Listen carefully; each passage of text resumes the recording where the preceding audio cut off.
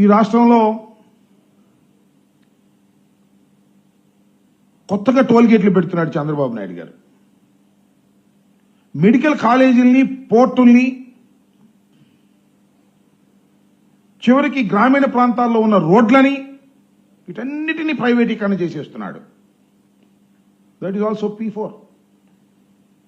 ప్రైవేటీకరణ చేసేసి toll gates రూపంలో వసూలు చేసేటటువంటి కార్యక్రమం.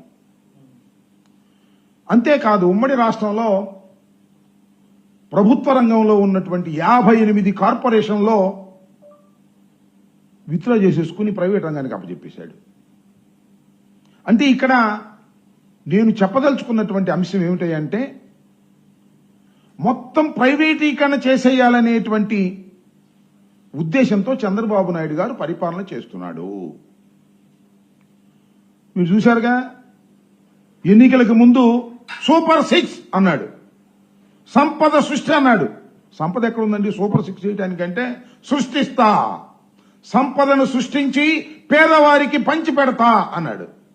9 నెలలు అయింది, 10వ నెలలో ప్రవేశించాం. సంపద సృష్టించలా. సంపద ఎవరి దగ్గర ఉందో వాళ్ళని పట్టుకొస్తున్నాడు, పట్టుకొచ్చి వీళ్ళకి ఇవ్వమంటున్నాడు.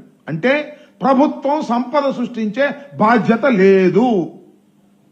సంపద ఆల్రెడీ సంపాదించుకున్న వాళ్ళందరినీ పిలిచి వాడి దగ్గర నుంచి పేదవాళ్ళకి ఇచ్చేటటువంటి కార్యక్రమం పెడతాను అనేటువంటి బాధ్యత.